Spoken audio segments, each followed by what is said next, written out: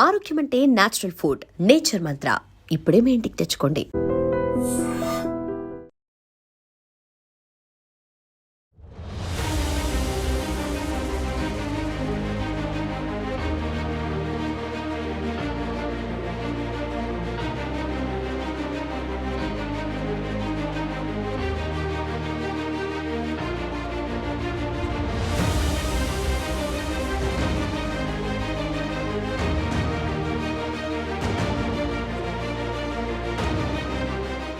అగ్ని ప్రమాదంతో ఒక్కసారిగా స్థానికులు ఉలికి పడ్డారు.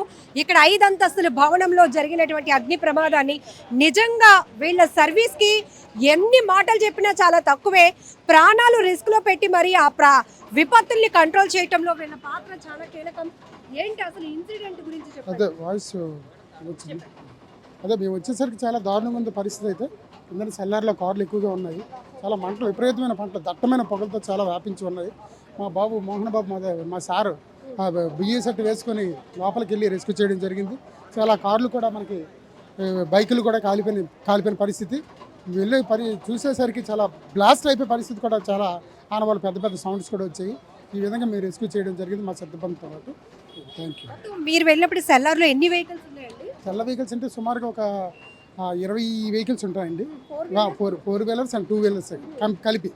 కింద సెల్లరు మరి కింద కంట్రోల్ చేసుకుని పైన వచ్చాం. పైన కూడా సేమ్ కొంతవరకు కాలిపోయి మిగతా కొన్ని వెహికల్స్ కాపాడడం జరిగింది. ఈ విధంగా మా సిబ్బంది రెస్క్యూ చేశారు చాలా బాగా.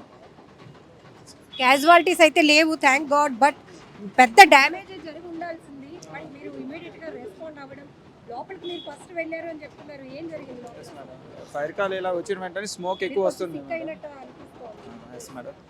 స్మోక్ ఎక్కువగా వస్తూ ఉంటే పైన ఎవరైనా విక్టిమ్స్ ఉన్నారేమో అని మొత్తం అంతా కూడాను పైన చెక్ చేసాం మేడం. స్టేర్ కేస్ నుంచి అలా పైకి వెళ్ళి మొత్తం అంతా రూమ్స్ అంతా కూడాను మొత్తం అంతాను చూసాము. విక్టిమ్స్ ఎవరు లేరు.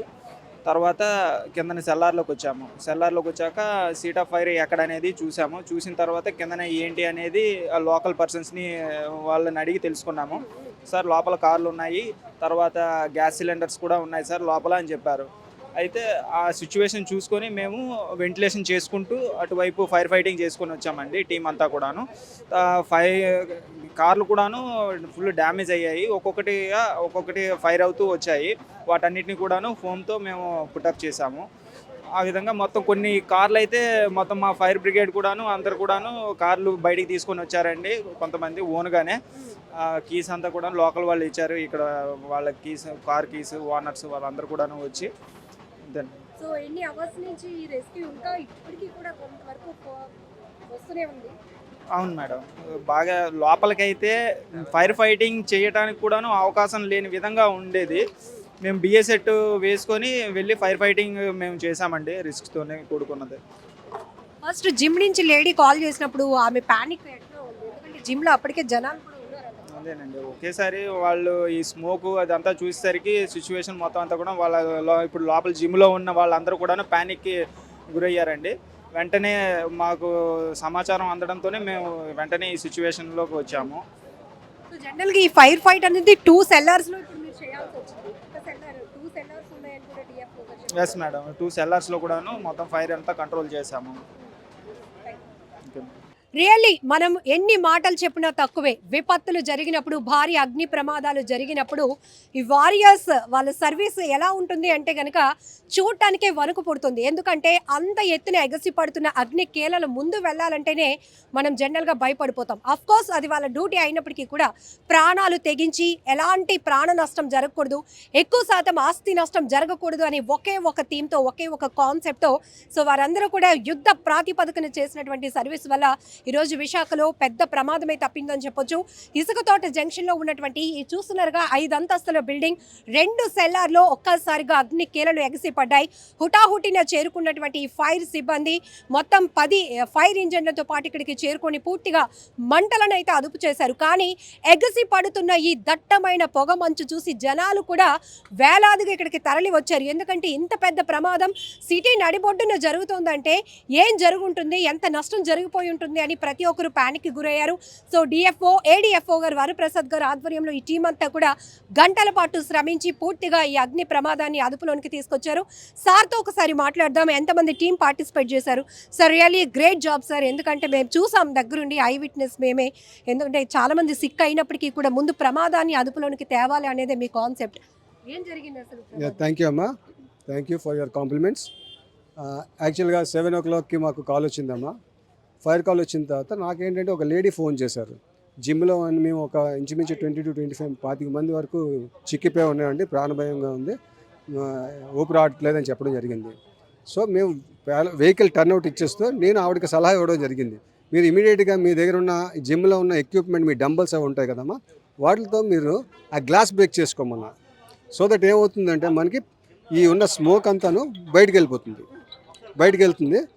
సో ఈ పని వాళ్ళు చేస్తూ ఉన్నారు. ఈ లోపల మా వాళ్ళు వచ్చిన తర్వాత మా మోహన్ ఇంకా సఫీ ఈ మొత్తం బిఎస్ఎఫ్ టీం అంతాను లోపలికి వెళ్ళి హెడ్ కౌంట్ చేసుకుంటూ మొత్తం మిగిలిన వాళ్ళందరినీ తీసుకురావడం జరిగింది. సేమ్ ప్యారలల్గా ఫైర్ ఫైటింగ్ కూడా చేస్తూ ఉన్నాం అన్నమాట. ప్రస్తుతానికి ప్రాథమిక అంచనా అసలు ఫైర్ రావడానికి కారణం ఏంటి? చూడాలమ్మా ఒకసారి. ఇంకా ఇది సెల్లారు సబ్ సెల్లర్ అంతే చీకటిగా ఉన్నది కదా, ఒకసారి చూడాలమ్మా సార్ అదంతా. మొత్తం ఎన్ని ఫైర్ ఇంజిన్స్, ఎంతమంది స్టాఫ్ పార్టిసిపేట్? సో ఇక్కడ మొత్తం విశాఖ అర్బన్లో ఉన్న three stations, Visakha headquarter stations, Marripalem stations, పద్దిగంట స్టేషన్స్, మొత్తం ఆల్మోస్ట్ అందరు క్రూ కూడా పాల్గొన్నారమ్మా విత్ ఆల్ వెహికల్స్. సార్ మేము ఐ విట్నెస్ చూసాం, జనాలు కూడా చూశారు మీ సర్వీస్ని. ఇంత అంటే విపత్తులు ఇలా జరిగినప్పుడు వీళ్ళ రెస్క్యూ ఇంతలా ఉంటుందా అని అనిపించింది మాకే. దగ్గరికి వెళ్ళాలంటే కూడా ఎప్పుడు ఏది పేలుతుందో, ఎంత ప్రమాదం జరుగుతుందో. సిలిండర్లు కూడా ఉన్నాయంట కదా అందులో, ఎందుకంటే వాచ్మెన్స్ ఉన్నారు. ఏం చెప్తారు అసలు మీ స్టాఫ్ గురించి కూడా? సార్ మేడం, మా డిఎఫ్ఓ గారి ఆధ్వర్యంలో మొత్తం అందరూ చూసారు కదా, ఇంకా నేను చెప్పేది ఏముంది. మీరే చూసారు సార్ ఫైర్ ఫైటర్స్ అంటే ఎట్లా ఉంటాం అనేది. Thank you madam. Sir commercial aspect బిల్డింగ్స్లో ఎట్లాంటి ఫైర్ మెజర్మెంట్స్ కానీ ఎలాంటి సజెషన్స్ ఇస్తారు చెప్పండి సార్. చూసాం కదా ఇప్పుడు ఒకసారి మీకు ఇవంతా మల్టీ ఆక్యుపెన్సీ బిల్డింగ్స్ ఇవన్నీ, అంటే డిఫరెంట్ ఆక్యుపెన్సీస్ ఉన్నాయి. కింద జాస్పర్ షోరూమ్ ఉంది, పైన రూమ్స్ ఉన్నాయి, ఆ పైన నుంచి మనకి జిమ్ ఉంది, షాపింగ్స్ ఉన్నాయి, అన్ని డిఫరెంట్ ప్రెమిసెస్ మేడం. ఇవన్నీ యాక్చువల్లీ దే షుడ్ అబ్టెండ్, అంటే ఫైర్ ఎక్విప్మెంట్ మొత్తం ఇలాంటి ఆక్యుపెన్సీస్కి 2016 ప్రకారం ఎన్బిసి ప్రకారం ఎక్విప్మెంట్ పెట్టుకోవాలండి.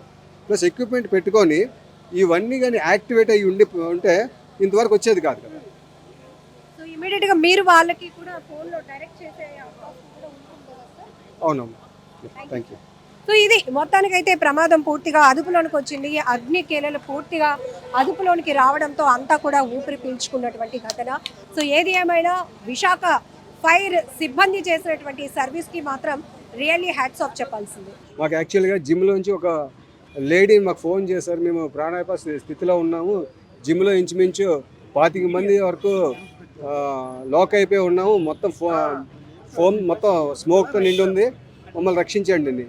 ఈ లోపల ఏంటంటే మా వెహికల్స్ మేము టర్న్అవుట్ చేస్తూ, పైగా వాళ్ళకి మేము ఇన్స్ట్రక్షన్ ఇచ్చానంటే మీరు ఇమీడియట్గా మీ జిమ్లో ఉన్న డంబల్స్ ఉంటాయి కదా, డంబల్స్తోని మీరు గ్లాసెస్ బ్రేక్ చేయండి ఫస్ట్ వాళ్ళకి చెప్పడం జరిగింది. ఈ లోపల వాళ్ళు పని చేస్తూ ఉన్నారు. ఈ లోపల మా వెహికల్స్తో మేము అటెండ్ అయిపోయిన తర్వాత మా బిఎస్ఎట్లతో 2 మెన్ని లోపల పంపించి మొత్తం హెడ్ కౌంట్ చేసుకున్నామండి. ఆల్ ఇంచుమించి మొత్తం అంత లైఫ్ అంతా జాగ్రత్తగా అందరికీ దించిన తర్వాత ఈ స్టార్టెడ్ ప్యారలల్లీ. ఇది ఒకవైపు అవుతుంది, నెక్స్ట్ ఏంటంటే ఫైర్ ఫైటింగ్ ఒక అవుతుంది. Okay, thank you. పానిక్ అవ్వడానికి ఈవీ వెహికల్స్ ఉన్నాయి, అవేమైనా? సో అంటే ఇప్పుడు మనం యాజమాన్యంతో చూడాలమ్మా అవి ఏ వెహికల్స్ అనేది. ఆల్రెడీ బండ్ స్టేజ్లో ఉన్నాయి కదా, లోపల కూడా చీకటిగా ఉంది అంతాను. Thank you. నమస్కారం అండి. ఈరోజు మార్నింగ్ 7 o'clockకి మాకు 5 కాల్ రావడం జరిగింది. ఇది ఏ టైంలో తగ్గింది, డెన్స్ స్మోక్ వస్తుందని చెప్పేసి మాకు కాల్ రావడం జరిగింది. ఇమీడియట్గా విశాఖపట్నం ఫైర్ స్టేషన్ నుంచి ఒక వెహికల్ని డిప్లాయ్ చేయడం జరిగింది. ఇది అయిపోయిన తర్వాత నేను తీవ్రత పరిస్థితిని చూసి ఇంకో 2 వెహికల్స్ మగిపాలెం నుంచి మరియు విశాఖపట్నం నుంచి టర్న్ చేయడం జరిగింది. ఆ తర్వాత ఇంకా ఇక్కడికి వచ్చిన తర్వాత ఫైర్ ఇంటెన్సిటీని బట్టి ఇక్కడున్న వాహనాలు బట్టి వాటిని సేవ్ చేయడం కోసము ఇంకొక 2 వెహికల్స్ పెదగంట నుంచి ఒకటి మరి విశాఖపట్నం సుమారు ఒక 7 వెహికల్స్ అనేది డిప్లాయ్మెంట్ చేసి సుమారు 35-40 మందిని ఇక్కడ డిప్లాయ్మెంట్ చేయడం జరిగింది. చేసి కంటిన్యూస్గా ఫైట్ చేయడం జరిగిందండి. ఇక్కడ మేము చేసింది ఏంటంటే ఫస్ట్ కాగానే ఒక పక్క రెస్క్యూ ఆపరేషన్ ఎవరైనా ఉన్నా కానీ మొత్తం బిల్డింగ్ మొత్తం క్రాస్ చెక్ చేసుకున్నాము. చేసుకున్న సిచ్యువేషన్లో ఎవరు పైన కొంతమంది జిమ్గా ఒక 10-15 మంది జిమ్ చేసుకుంటున్నారు. ఇమీడియట్గా వాళ్ళందరినీ బయటికి పంపించేయడం జరిగింది. కింద మరి కింద పార్కింగ్ సెగాగు ఎక్కడైతే 5 క్యాచ్ అయిందో కింద సెగాగు జరిగింది. ఇది ఈ కింద నుంచి 5 అవుతూ కింద సెగాగు 2 సెగాగు 1 5 అవుతూ గ్రౌండ్ 4 కూడా తాకింది. అది ఈఓపీ మేము రావటం సెగాగు 2లోనే మనం పార్కింగ్ ఏరియాలోనే ఇది ఫైన్ని కంట్రోల్ చేయడం జరిగింది. ఇంకా దీన్ని పైకి స్ప్రెడ్ చేయకుండా ఇంకా దాని తీవ్రతను ఇంకా కంట్రోల్ చేసేసేసి ఆపి చేసాం. కానీ ఇందులో భాగంగా మా యొక్క టీం సుమారు ఒక 20 వెహికల్స్, ఆటోకు ఒక 15 వెహికల్స్ బయటికి సేవ్ చేయడం జరిగింది. అన్నీ మా యొక్క టీం వర్క్తో కోఆర్డినేషన్ విత్ టీమ్. ఇంకా ప్రాథమిక నిర్ధారణగా వచ్చేసరికి మేము ఇంకా వెరిఫై చేయాలండి, షార్ట్ సర్క్యూట్ అయిందా, కింద ఇంకేమన్నా స్క్రాప్, కింద ఎలక్ట్రికల్ స్పేర్ పార్ట్స్ ఇవన్నీ డంప్ చేసి పెట్టుకున్నారండి. దీనివల్ల మనకి ఫైర్ అనేది ఎలక్ట్రికల్ షార్ట్ సర్క్యూట్ చేయడం ఇంకా ఇది తీవ్రమైంది. డెన్స్ స్మోక్ రావడానికి కారణం ఏంటంటే ఈ కార్కి సంబంధించిన ఎక్విప్మెంట్స్, దానికి సంబంధించిన seat covers, spare parts, scrap, waste డబ్బాలు పెట్టి కూడా కింద పెట్టడం జరిగింది. చుట్టూ పరిస్థితి కూడా అంత హైజీన్గా లేవు, అంత డంప్ చేసి పెట్టేశారు ఈ బిల్డింగ్కి. అది పరిస్థితి అండి.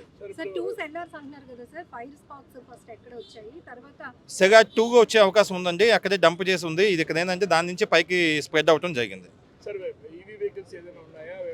As of now EV vehicles అయితే ఈవీ వెహికల్స్ యాజమాన్యంతో మాట్లాడారు సార్. మేము సేవ్ చేసిన అన్ని డ్యామేజ్ అయితే ఏం లేదండి. ఒక్క వెహికల్ మాత్రం క్యాచ్ అయింది, అది కూడా మేము కంట్రోల్ చేస్తాం. బట్ అది ఇదైపోతుంది. బట్ ఎలక్ట్రికల్ వైస్ అయితే ఏం లేదు, ఎలక్ట్రికల్ వెహికల్స్ అయితే కాదండి.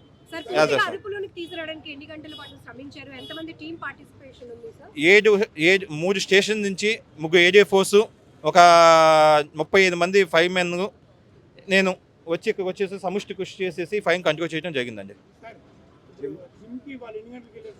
జిమ్కి అనేది నార్మల్గా 5 to స్టార్ట్ అవుతుందండి మనకు. అది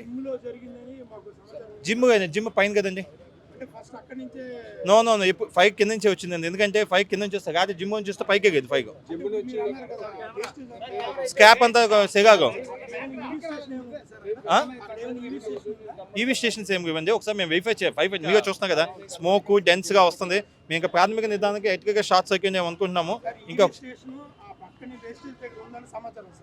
సమాచారం తెలియదండి. మేము ప్రాథమిక నిర్ధారణ చేసినా మీకు పూర్తి వివరాలు ఇస్తామండి. ఏమన్నా ఒక వేగం ఉంటే మేము ఒకసారి నిర్ధారించుకున్న తర్వాత మీకు దృష్టికి తీసుకొస్తాం.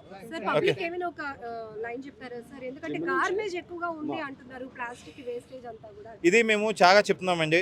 అన్ని ప్రెమిసెస్, నాట్ ఓన్లీ ఈ కార్ షోరూమ్స్ కానీ ఏదైనా ఎంఎస్బి మల్టీ స్టోరేజ్ బిల్డింగ్స్లో కింద సెగాగో పార్కింగ్ ఉండాలి, వెంటిలేషన్స్ ఉండాలి, స్మోక్ మేనేజ్మెంట్ బాగా పాటించాలి. మూడోది ఈ స్క్రాప్ ఏదైతే పనికిరాని వేస్ట్ పైన ఉన్న మల్టీ స్టోరేజ్ బిల్డింగ్స్ ఉన్న స్క్రాప్ అంతా చెక్క, ఎలక్ట్రికల్ వైస్, ప్లాస్టిక్, కుజ్జీలు, డంపులు మాత్రం సెగాగో ఇటువంటి పరిస్థితులు పెట్టకూడదు. వెంటిలేషన్ పూర్తిగా పెట్టుకోవాలి. ఒక building ground floor 1/3 of the ventilation ఉండాలి. ఇక వెంటిలేషన్ ఒక కొంచెం సమస్యగా మాకు పెద్ద హజార్డ్ అయిపోయింది. ఇక కానీ ముందు నుంచి 5 చేయడానికి ముందంతా బ్లాక్ అయిపోయింది. బ్యాక్ సైడ్ నుంచి చేయాల్సి వచ్చింది. ఒకటి ర్యాంప్ వైపు నుంచి చేసాము, ఒకటి వెంటిలేషన్ ఉన్న చిన్న విండోస్ నుంచి మేము 5 చేసాం. తీవ్ర కష్టపడినాం. అది కనుక లేకపోతే వెంటిలేషన్ ఉంటే ఇంకా ఈజీగా అయిపోయేది. రెండోది స్క్రాప్ లాంటిది వేయవద్దు దయచేసి. మీకు మా నుంచి విజ్ఞప్తి ఏంటంటే స్క్రాప్ కానీ ఎలక్ట్రికల్ వైర్స్ కాక ఫ్లేమబుల్ సబ్స్టెన్స్ అనేది గ్రౌండ్ ఫ్లోర్లో పెట్టరాదు. Ground floor in the sense సెగాగ్ పార్కింగ్ బేస్మెంట్స్లో పెట్టరాదు. అదన్నీ ఓపెన్కి బయట పెట్టుకోవాలి. ఏదంటే అమ్మేసుకోవడం కానీ తీసేయడం కానీ చేసుకోవాలి. Good house keeping is essential for any good 5 safety precautionary measures.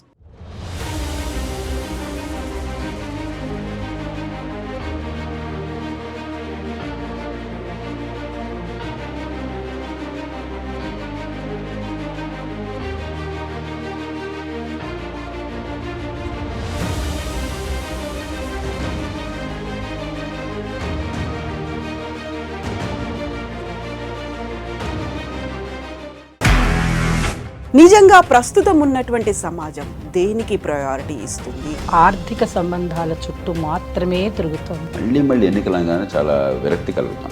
మంచి అనిపిస్తుంది కదా, లేడీస్ కూడా ఛాలెంజింగ్ జాబ్స్ చేసినప్పుడు చాలా బాగుంటది. ట్రాఫిక్ అసిస్టెంట్స్ గా నియమించిన ట్రాన్స్జెండర్స్ అందరితో సాల్యూట్ చేయించుకుంటున్నారు. ఫుడ్ డెలివరీ ఇవ్వటానికి వెళ్ళినటువంటి డెలివరీ బాయ్ అనిల్ పై కళ్ళ ముందు